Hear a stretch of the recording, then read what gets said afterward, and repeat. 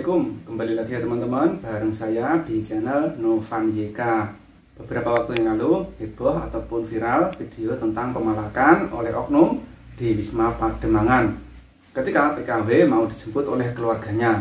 Dan kali ini ada lagi pengalaman dari salah satu pekerja migran Indonesia setelah selesai karantina diantar menggunakan travel. Nah, ternyata itu ada pungli ataupun pungutan liar di luar kesepakatan yang ditentukan oleh agen tersebut. Dan hal ini dibagikan juga ke media sosial dalam sebuah grup ya. Dan modus seperti ini sebenarnya sudah lama banget ya teman-teman. Karena apa? Karena aku dulu pertama kali naik travel dari Jakarta ke Jogja. Nah, itu pernah juga mengalami hal sama. Waktu dulu masih belum tahu apa-apa, dan juga dalam satu mobil travel tersebut, nah semua juga memberikan duit. Ternyata modus seperti ini masih juga sampai sekarang.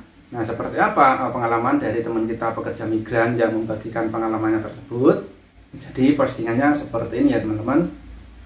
Assalamualaikum, maaf mau tanya buat petugas travel, harga ke Jawa Tengah 750, kok saya diminta lagi bayar tol 100 dan 100 lagi, jadi bayarnya 750 tambah 200, jadinya 950.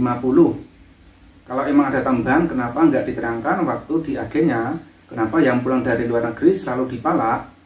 Tolonglah sesama pencari rezeki buat keluarga, jangan aji mumpung, ambil kesempatan dalam kesempitan.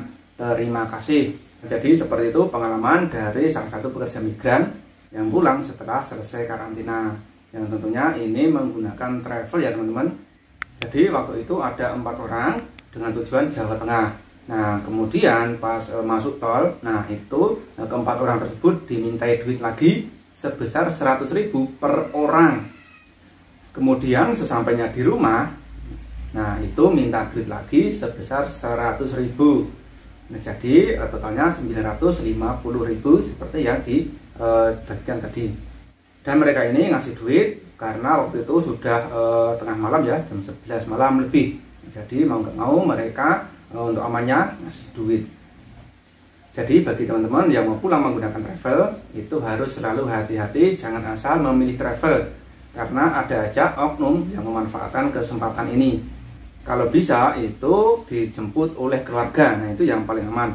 Kalaupun teman-teman tidak sempat dijemput oleh keluarga dan harus menggunakan travel, entah itu travel resmi ataupun travel luar, nah teman-teman juga harus tanya sebelumnya.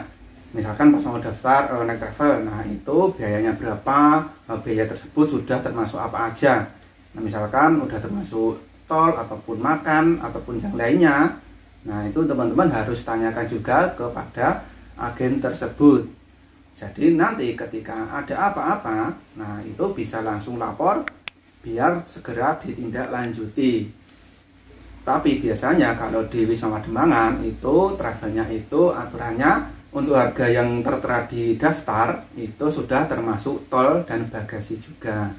Jadi misalkan teman-teman menggunakan travel resmi di Wisma Pademangan, kemudian ketika di tengah jalan dimintai uang, nah itu teman-teman harus melapor ke agennya. Kalau bisa itu direkam ataupun ada bukti biar lebih kuat lagi.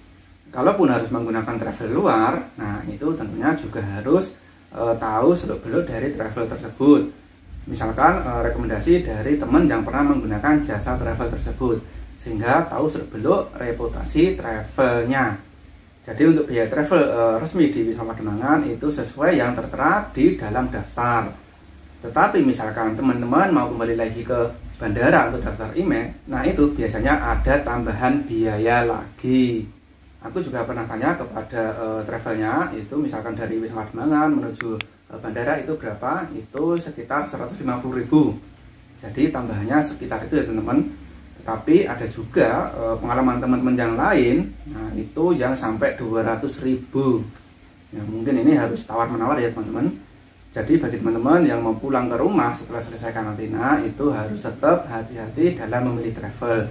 Jadi seperti itu ya teman-teman informasi saat ini, semoga bisa memberi wawasan kepada teman-teman semua. Oke, sampai di sini dulu, sampai ketemu lagi di video berikutnya. Assalamualaikum.